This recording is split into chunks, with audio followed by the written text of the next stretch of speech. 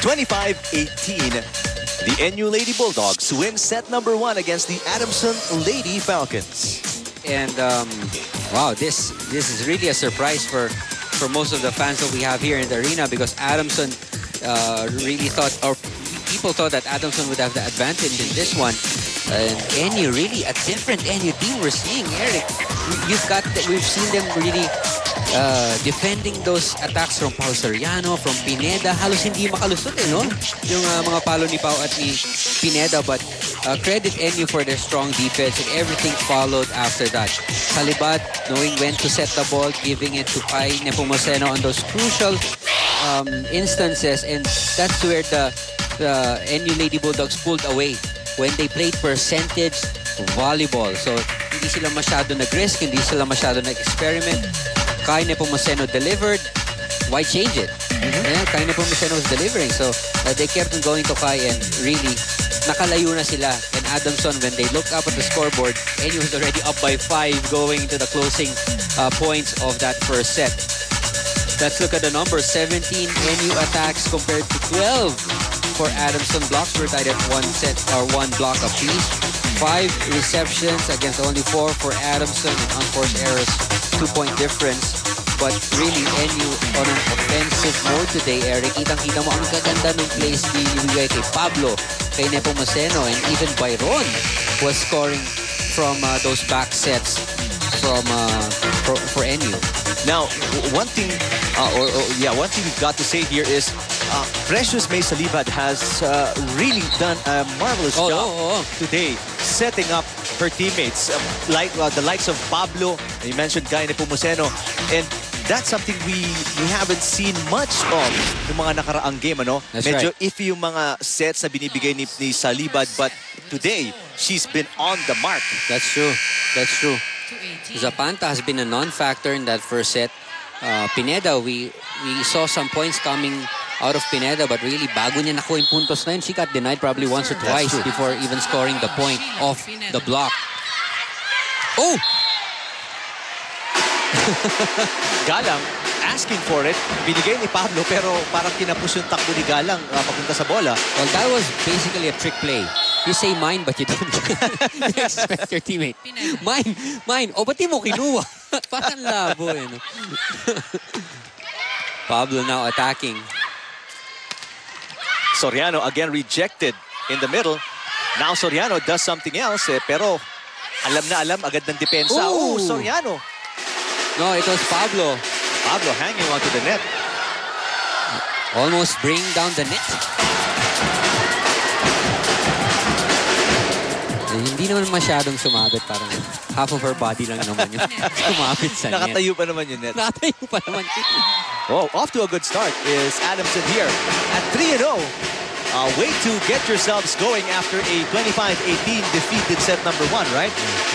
Let's see the adjustments by Coach Francis Vicente after a very successful set number 1 as we check in with Nico Ramos. Eric, you guys pointed out how well Precious May Salibad has been playing, especially in that first set. Well, Coach Francis Vicente saw that as well and put in a lot of confidence in his setter, telling the rest of the team kung anong gustong mangyari ni Precious, kung ano diskarte na, yun ang dapat masunod. And he also told them, ang Adamson, pag second set, pag tinalo mo sa first set, pagpasok ng second set, tumotodo yan. Dapat doblehin nyo pa yung efforts nyo, expect them to come back. Lastly, he told them it's okay to commit mistakes. That's normal. However, what's not normal is to have fear in your hearts. Eric? All right, thanks. Nico, that's utmost confidence from your coach, ano? Sabi ni Coach Francis Vicente, kung anong gusto ni Salibad, ni Precious May Salibad, yun ang masusunod. Wow. You've played as a setter. I never heard that. Di mo nadinig sa coach mo From my coach. I never heard that. I don't want to elaborate further. You know what? Now I just find out that coaches can say those things pala. Akala ko nun, rule na hindi pwede. Hindi pwede. Nice play now. If Coach Francis Vicente has full confidence on Salibad, then and she's making the right choices. So far, yes. Sabi ko nga she's going to those percentage plays, and that really won them that first set. Kung bibigyan mo ng grade as a setter to another setter, Doc, how is she doing on a scale of 1 to 10? That first set, she made her team look so good. So I'll probably give her an 8 or a 9 for that first set, no? Kasi that's her role. Make it an easy win for your team as much as possible. Make your spikers look good. And you've done your job. You know, you don't really have to score that much. Yung wala masyado ng mga fancy plays. The easier you can score points, the better. The better, no? Wow, the defense again. Dadang with a block, and that's what we credited her with at the start of the game, and that's what she's doing right now. Let's check in this time with Bea Coronel. Well, Mommy Dota still feels as if her girls are playing with jitters, noticing how they are not only moving frantically, but also slowly and anticipating their opponent's move. Now, she reminded them that every rally counts, so they would have to be ready at all times. She told them not to waste any opportunities, but to always make sacrifices on the floor, talking about being not only aggressive in attacking, but also precise in receptions. Now, naunahan lang kayo sa discard, pero alam niyo, kaya naman tong kunin, said Coach Eric Ian. Thank you, Bea. You were pointing out, lamang na ang NU after trailing by 0-4 yata yun, no? 3-0. 3-0 to start with. But going back to that report by Bea, of course, I mean, Adamson on paper can go up against any team here in the UAAP. Pero with the way NU's playing, a team that we don't even recognize, the names are the same, pero the way they're playing is not at all like what NU was. That's right. 2 games ago, 3 games ago, and even the last game. And if you're gonna look at the body language of the Adamson players, they're just looking at each other with a big question mark on their heads. You know, parang, what's happening? What should I be doing? Ikaw, what you should be... Hindi sila yeah, that's the right call. Although it was a bit late, but that was the right call by first server Adrian Cabanyang. Dadang tried to spike it. Ano? That's right. Siniset pa nung kabilang setter. That was Makatuno trying to keep the play alive, and Dadang tried to end it. Pero NU lamang pa rin dito, Doc, ng 1, ano? 6-5 or 5 serving 6.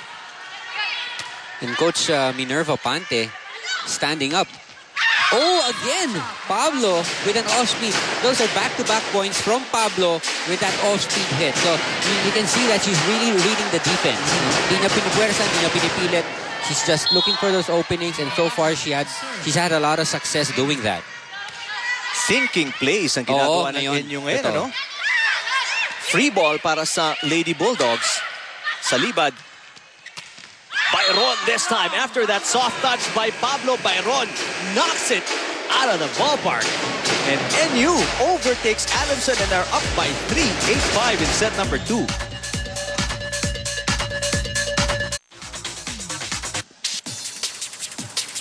Here's the earlier play by Pablo. Myla Pablo, everybody expecting her to hit hard, and then she hits softly. Pero si Byron on the next play naman, bumawi. Look at that. The defensive patterns are really off for Adamson. Ang laki ng butas sa corner. In fact, yun yung dapat mong tatakpan because there's no use for the libero to cover the area behind the blockers kasi nandun na yung block eh. So you find the gap or the spaces outside of the block. So kita natin ang laki ng butas dun sa depensa ng Adamson. Pablo has been instrumental in the offense of NU today. That's right. So yung mistake na ganun, we can probably expect that to happen for other teams. Pero when we talk about Adamson, ibang bagay yun. A team who we don't usually, praise them with the net defense, pero floor defense. One of the best, ano? If not the best. They're known for that. Free ball for Adamson. Great defense again by NU. Nepomuceno, a little too close to the net that time. Ooh! Kinlog this time gets called for that net. Kinlog really off her game today. So look at Kai with the left hand. There you go. Dikit yung bola sa net. And Kinlog gets called for that net touch. And just to show you how athletic the players are, kaliwang kamay yung ginamit ni Nepomuceno doon, and she's right-handed. And she was reaching for the net that time as they get a clean hit. Itong Adamson with Cortel. That's right. He's a lefty. Look at this. Facing that way, but being a left-hander, naiiwas niya yung bola. So mahirap din basahin yun. So if you're a blocker, hindi mo alam na kaliwete yung bablakin mo, malilito ka talaga. Makatuno sets it up. Pineda. Ooh. Bang! Wow.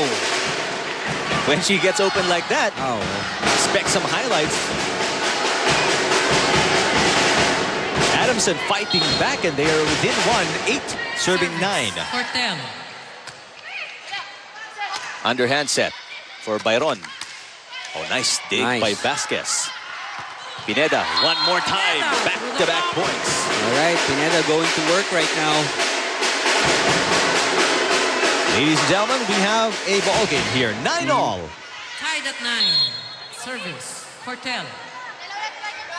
Marlene Cortel on her third serve. Nepomuceno looking for the kill. Great defense by Adamson.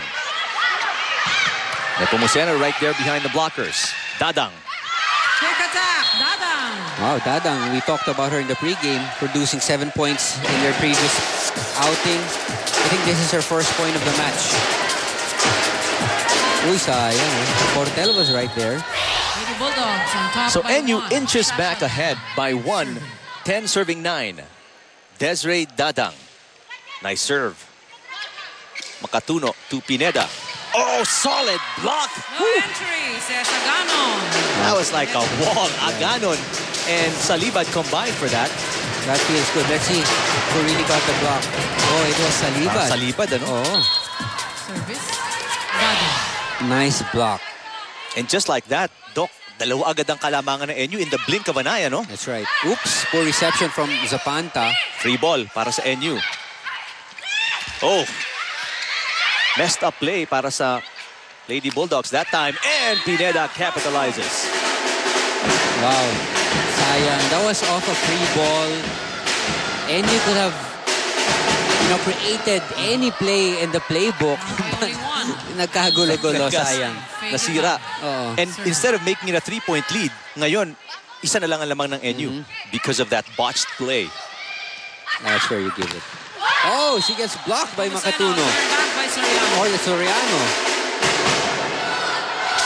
Let's see. Oh, Soriano waving her arms to the right, covering for Makatuno. Service. Guevara. And in a flash, naka 2 quick points din itong Adamson. We're tied 11-all. Nepomuceno. Ooh. Oh, over received by Adamson. Aganon jumping, mistimed everything. And that resulted in an easy point para sa Adamson. That's true. Sayang, free ball na naman yun, no? And Aganon, Lady Falcons. they normally commit that mistake. Ngayon, kala mo, naabot mo. Naabot na. Oh, nice short serve from Guevara. Pablo. He was under the ball that time. And because of 3 straight errors, napilitan si Coach Vicente tumawag ng timeout. Adamson is on top by 2. Let's listen to NU. Lamang nila alam mo kung saan galing. Nag-block ka. Ni wala man lang anticipation kung anong gagawin ng kabila eh. Basta tumatalong ka lang eh. Nalaglag ng ganon. Natuwa ka pa. Yung nasa ilalim naman, dapat alerto kayo. May bumabalik na bola. Dapat nakatingin kayo sa taas. Hindi yung aasahan nyo, makukuha niya yung bola.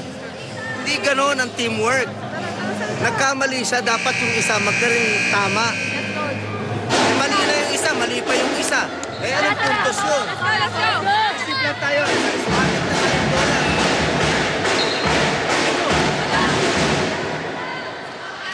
Coach Vicente on point here today. And really marking out each and every one's mistakes so that hindi na mauulit. Yeah. You know? He really wants to keep this kind of level of play by NU intact. Free ball, Adamson. Ay, ay, ay. That was wide. The libero had her back towards the net and hindi niya napansin yung angulo, no?